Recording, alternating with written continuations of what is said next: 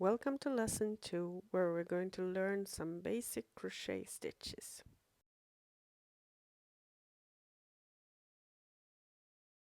Almost all crochet projects start with a slip knot.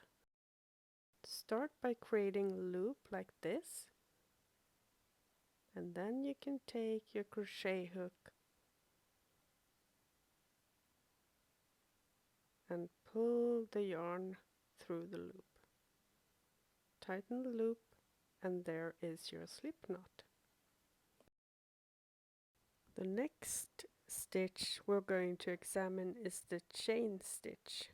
Wrap the yarn around your finger twice to help the tension, and make sure that the hook is facing downwards. Yarn over and pull through.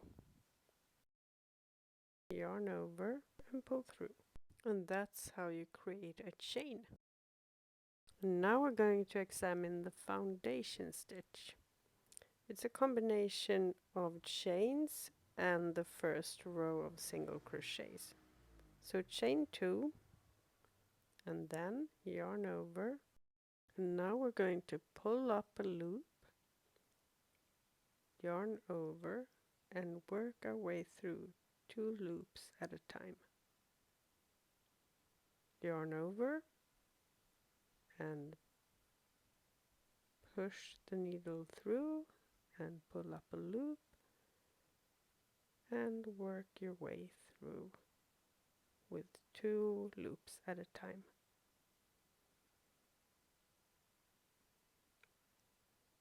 And this is how you make the foundation stitch. Depending on what project you're making, the foundation stitch can be a really good stitch to know. It's much more flexible than the chain stitch if you want to make garments, etc. As you can see, it's much more flexible than the chain, and the first row will not be so sturdy and tight.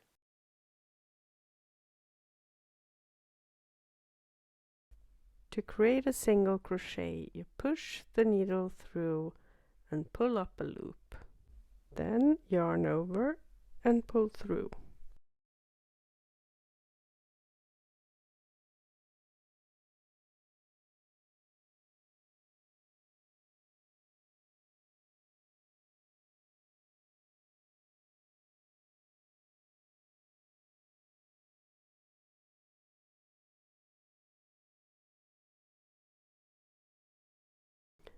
As you can see, this produces a quite sturdy fabric.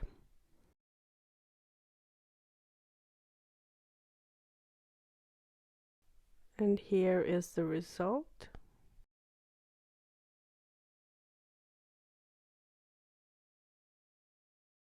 Okay, so let's try and create a half double crochet. I'll use a different color so that you can clearly see what we're doing. Take both yarn ends and yarn over. This way the yarn will lock itself so that you can continue working. And for this stitch you will do a yarn over and then push the needle through.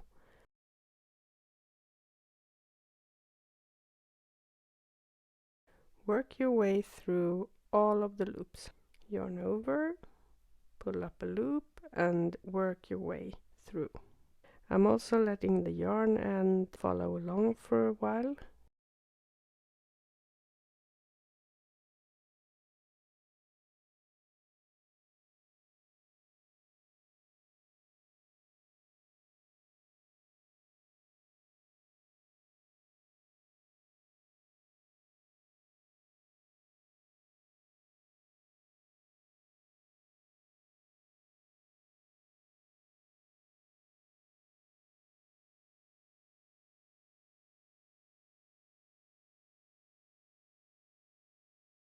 There you have it. And let's just cut this off, and as you can see, it's a tiny bit looser than the single crochet.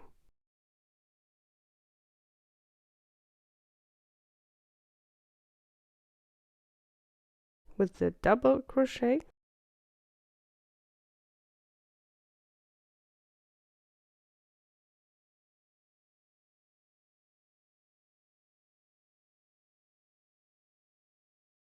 Chain 2 so that you can compensate for the height. Yarn over and pull up a loop, and then work your way through 2 of the loops and yarn over and through the remaining loops.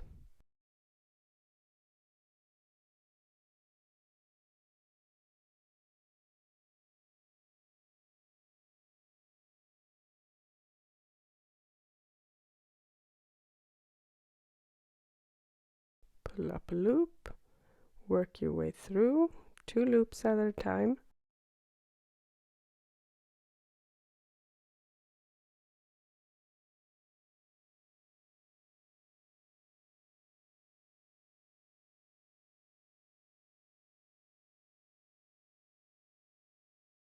and there is your double crochet.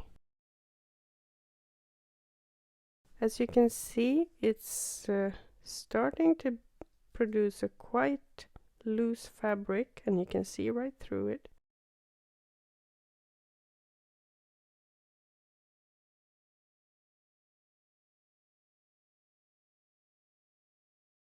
Now you can just continue like this. With the treble crochet, you start with 3 chains to compensate for the height of the treble crochet.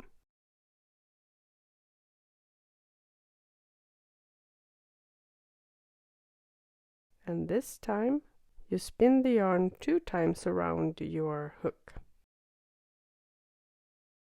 and pull up a loop.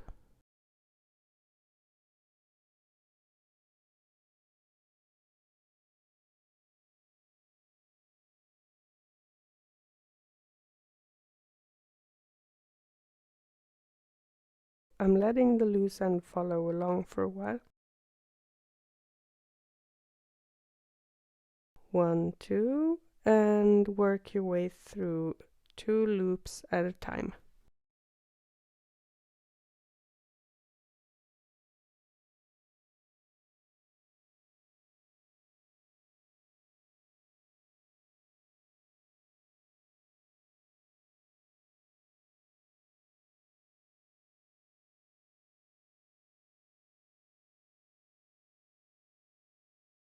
And as you can see, the stitch is quite long and loose, and you can actually start creating with the stitch.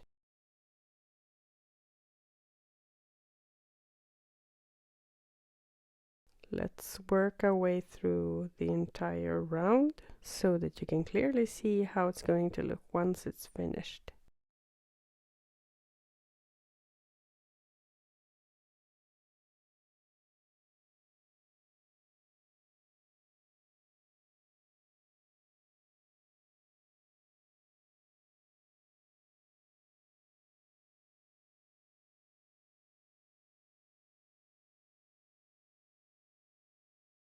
Remember to always have the hook facing downwards.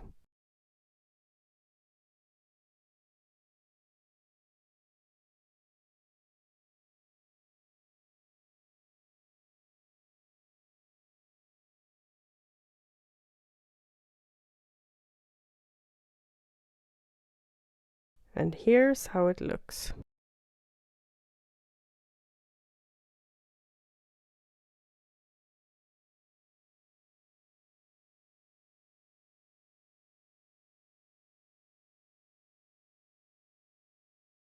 You can experiment with alternating the amount of laps around your crochet hook to produce a longer stitch.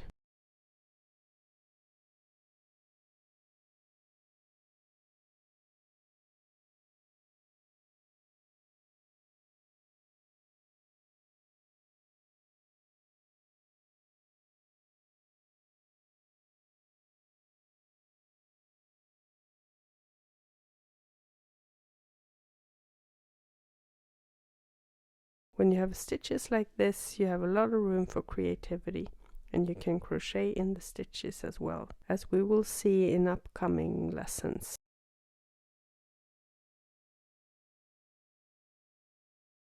Three laps.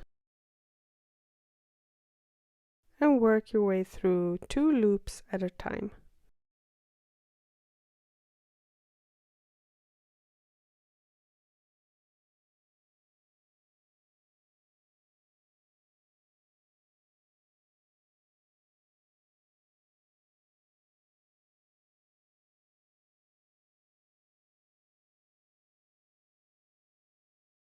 And this is how it looks.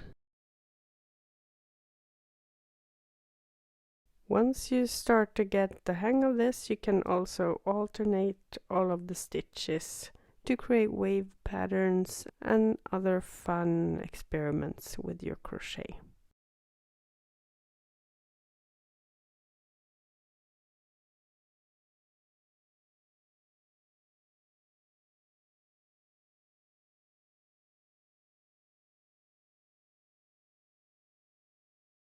Now I want you to practice all of these stitches, because when you can do them, you can do a lot.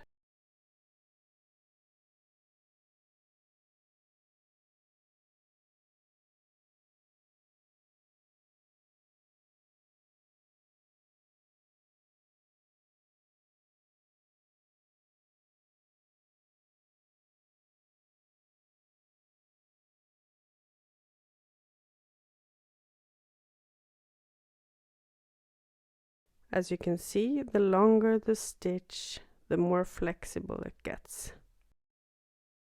And now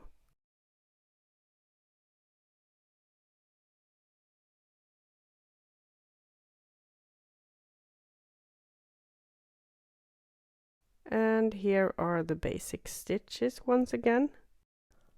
That's it for this lesson, and I'll see you in the next lesson.